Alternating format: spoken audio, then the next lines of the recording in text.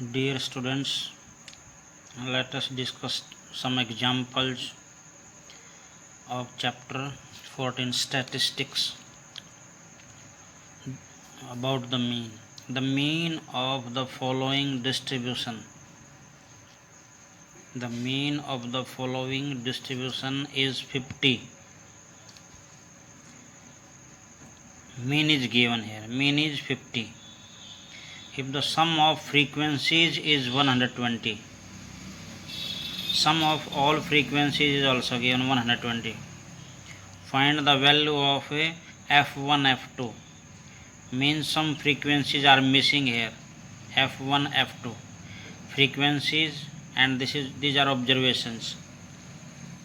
So these two frequencies are missing. ये है नहीं, ये निकालनी है. Find the values of f1 and f2. So solution of this is xi means observations. What are observations? 10, 30, 50, 70, 90 like this. So these are xi's and their corresponding frequencies. 10 की क्या frequency है? 17 fi. ये frequencies. ये दो frequencies missing है. As it is f1 f2 we write here also. Mean is given already. Mean is given 50. तो mean they रखा तो मीन ही निकाल लें. तो एक्स आई एफ आई है, तो मीन निकालने के लिए क्या करें? एक्स आई और एफ आई का प्रोडक्ट निकालें. This into this we multiply 170, 30 and this we multiply this 50 and this 32 multiply 1600 and this 70 f2. In this way we multiply this. Now this is xi fi. So sum of fi xi. Sum means we add these. And when we add these, ये जो f1 f2 जिसके साथ लगा हुआ है, ये इनको अलग रखना. ये लाइक टर्म नहीं है, तो केवल किस किस को ऐड करना है? 170 को, इसको और इसको. पहले ये 170 ये और ये 3480 तो ये आ गया. और जो दो f1 f2 वाले थे ना, वो प्लस करके ऐसे लिख दिया. 30 f2 f1 plus 70 f2. 30 f1 plus 70 f2 in this way.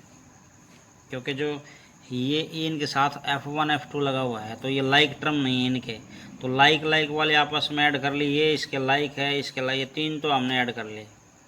और ये दो ऐसे कैसे बस बीच में प्लस लगा के और ये लिख दी. ऐसे ही जो फ्रीक्वेंसीज का सम है वो दे रखा है 120. इन सब का सम कितना दे रखा है? 120. हमने नहीं निकाला अभी, इसने दे रखा 120. This is sum of F I.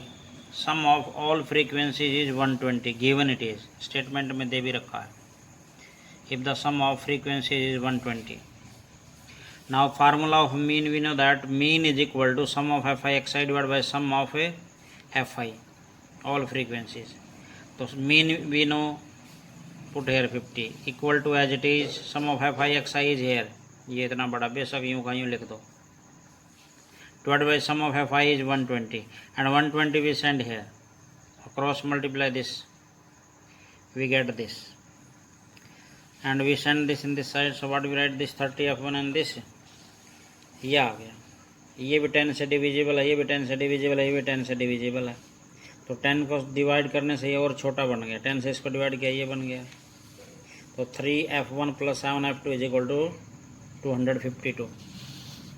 And sum of frequencies is given already. This 120 ये हमारे को पता है. अब सभी फ्रीक्वेंसी का सम हम करते भी हैं ऐसे. 17 plus f1 plus 32 like this. 17 plus f1 plus 32 plus f2 plus 19 सब का सम किया तो किसके इक्वल दे रखा है? 120. और यहाँ से f1 प्लस f2 में एक इक्वेशन निकलाई. एक इक्वेशन f1 f2 में ये है, एक इक्वेशन f1 f2 में ये है. दोनों इक्वेशन ऐसे आ गए. तो हम इनको सॉल्व करते हैं बाई इक्वेटिंग द कोएफिशिएंट्स. हम थर्ड चैप्टर में पहले ही कर चुके हैं. लीनियर इक्वेशंस को सॉल्व करना बाई एलिमिनेशन मेथड कर लेते हैं. तो इसको 3 लाने के लिए इसको 3 से सबको मल्टीप्लाई करेंगे सेकंड इक्वेशन को.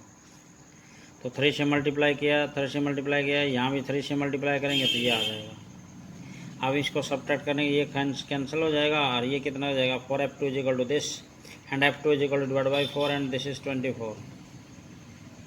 अब f2 की वैल्यू आ गई.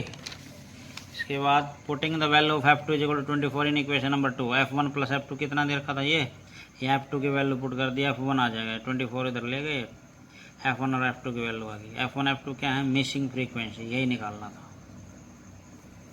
Any problem? आप वीडियो को पॉज कर करके आराम से सीख सकते हैं इससे। Second example, second question, the following distribution shows the daily pocket allowance of children of a locality. If mean pocket allowance is rupees 18, mean pocket allowance is rupees 18, mean is already given here, find the missing frequency P। यहाँ पर एक frequency miss हुई है बस P। ये allowances दे रखे हैं, pocket allowances daily, और ये नंबर ऑफ़ चिल्ड्रन जो है ना, ये है फ्रीक्वेंसी और ये है ऑब्जर्वेशंस। तो पहले हमने ये क्लासेज लिख ली, ये फ्रीक्वेंसीज दे रखी थी, ये मिसिंग फ्रीक्वेंसी एक P। तो मीन निकालने के लिए, mean is given already, mean they रखा, तो मीन निकालने के लिए पहले मिड पॉइंट चाहिए XI। आपको ध्यान होगा मिड पॉइंट कैसे निकालते हैं, lower limit plus upper limit divide by 2। Mid point कैसे निकालते हैं, lower limit plus upper limit divide by 2। तो add this and divide by 2 we get this, add this and this we divide by 2 we get. ऐसे हमें mid point मिल गए सारे, lower limit और upper limit को ऐड करके ये करते जाना, ये सारे मिड पॉइंट आ गए। And this is frequency, XI and FI की मल्टीप्लाई करेंगे, ये आ जाएगा, multiply this and this 84, this and this भी multiply 84, multiply this and this भी मल्टीप्लाई 20P एंड दिस भी दिस। अब सम ऑफ FI XI जब करेंगे, सम ऑफ FI जो XI करेंगे तो क्या होगा, जिसके साथ ये P लगा ना, ये लाइक नहीं है, बाकी सबको ऐड कर देंगे, इसको इसको इसको इसको और इसको, इन सबको ऐड किया तो 752 आ गया। एंड प्लस में 20P as it is, 20P as it is, plus 20P। ऐसे ये सारी फ्रीक्वेंसी, अब की बार फ्रीक्वेंसीज का सम दे नहीं रखा था, तो हमने ये ऐड करी सब, this this this and this this, ये सारे ऐड करके प्लस में जो बचा हुआ था ना P वाला, वो बाद में ऐड कर दिया। Now formula of mean is equal to this, mean we know very already we know that 18 is given, is equal to sum of FI XI is here, this is sum of FI XI divide by sum of FI is this, and cross multiplication this है, bracket लगा के यूँ ऐसे इसके साथ multiply करेंगे, 18 को यहाँ मल्टीप्लाई किया, यहाँ क्या, ये आ गया। P वाले एक साइड में कर लेते हैं, ये 20P minus 18P and P की वैल्यू ये आ जाएगी 752, इधर ले गए तो ऐसा हो गया, P की वैल्यू यहाँ से 20 आ जाएगी। What is value of P, 20, यही पूछा था, फाइंड द मिसिंग फ्रीक्वेंसी।